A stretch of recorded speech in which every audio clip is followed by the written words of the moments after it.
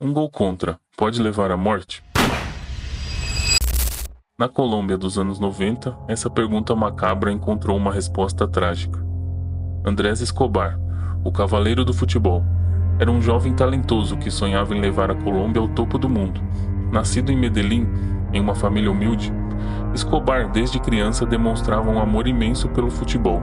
Seus pés ágeis driblavam não apenas a bola, mas também as dificuldades da vida. Mas o destino levaria por um caminho sombrio, onde a paixão pelo esporte se misturaria com a violência e a corrupção.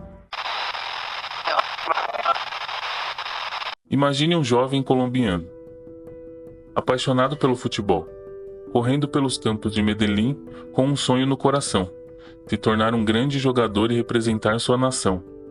Esse garoto era Andrés Escobar, um defensor talentoso, disciplinado e com uma elegância rara para a posição. Desde cedo, Escobar se destacou por sua postura dentro e fora de campo. Nada de estrelismo, nada de polêmicas, apenas futebol. Ele não era um zagueiro qualquer. Inteligente, técnico e preciso nos desarmes. Ganhou o apelido de El Caballero del Fútbol, o cavaleiro do futebol, pela forma leal e respeitosa com que jogava. No final dos anos 80, quando o futebol colombiano começava a ganhar força, o Atlético Nacional apostou nele como um pilar de sua defesa. E essa aposta rendeu muitos frutos.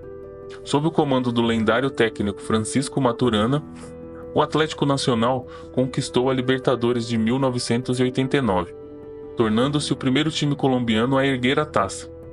E lá estava Andrés Escobar, comandando a defesa com maestria, se tornando um herói em Medellín. Mas havia algo no horizonte.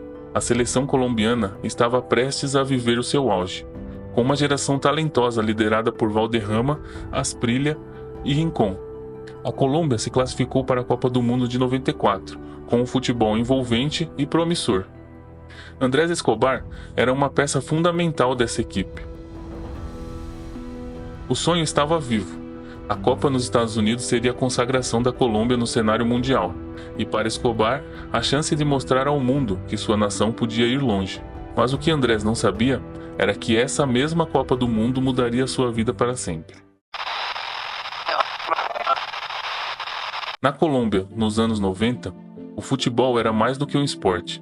Era um campo de batalha silencioso, onde o dinheiro do narcotráfico decidia o destino de jogadores, clubes e até da seleção nacional.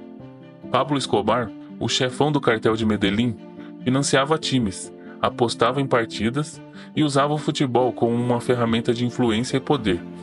O Atlético Nacional, onde Andrés Escobar brilhava, era um dos clubes mais beneficiados por essa estrutura.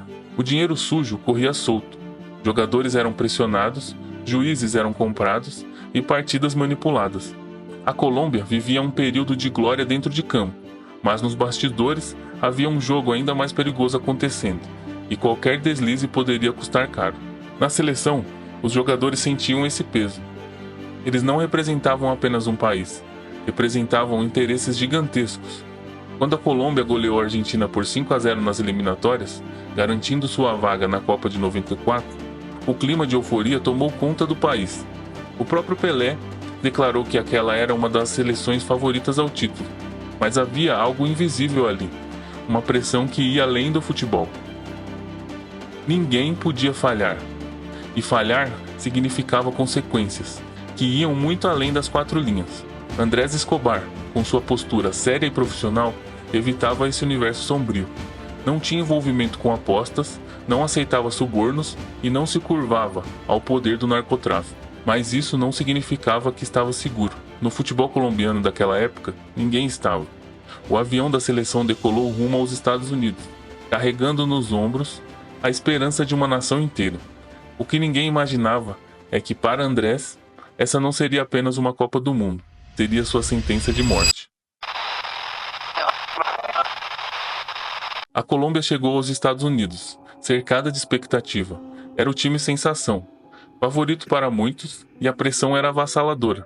Mas dentro de campo, as coisas começaram a desmoronar rápido. Na estreia, derrota para a Romênia. O time parecia nervoso, desconectado, longe daquela equipe que encantou nas eliminatórias. Nos bastidores, os jogadores recebiam ameaças.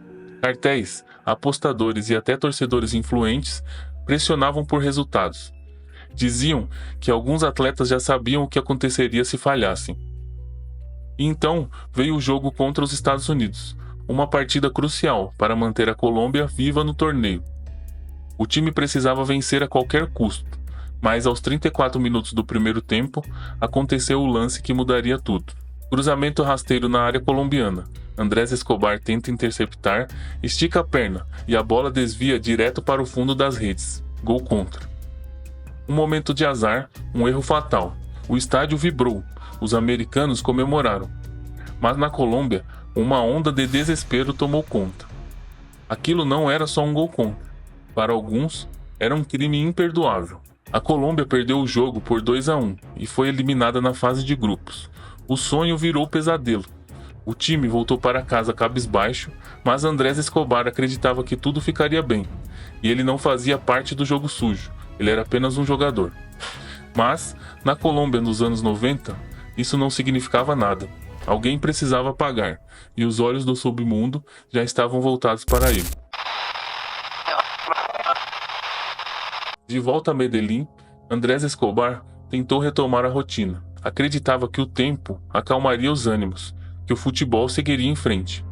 Mas nas ruas, nos bares, nas manchetes dos jornais, seu nome ainda era repetido com fúria. Na noite de 1º de julho de 1994, apenas 10 dias após o gol contra, Andrés saiu para jantar com os amigos. Queria espairecer, mostrar que a vida continuava, mas Medellín ainda respirava ódio e ressentimento. Ao sair de um bar, ele foi abordado por 3 homens. O clima esquentou rápido. Um deles começou a provocá-lo repetindo a mesma frase como um deboche cruel. "Obrigado pelo gol contra." Andrés tentou ignorar, tentou argumentar, mas naquele momento, palavras já não importavam mais. Um dos homens sacou uma arma e disparou 6 vezes contra ele. A cada disparo, repetia a mesma zombaria. "Obrigado pelo gol contra." Andrés caiu ali, no asfalto, frio de Medellín, aos 27 anos. Um jogador talentoso, um homem íntegro, vítima de um sistema podre que misturava futebol, crime e dinheiro sujo. A Colômbia acordou em choque. Milhares de pessoas foram ao seu velório. O país, que o pressionou até o limite, agora chorava sua perda. Mas o recado já estava dado. No futebol colombiano daquela época, errar custava a vida. Conheciam esta triste história? É impressionante como um esporte que traz tantas alegrias e serve como válvula de escape para muitos, pode ser cruel em alguns casos de paixão descontrolada. Deixe nos comentários a sua opinião. Agora, entenda por que Neymar se machuca com tanta frequência.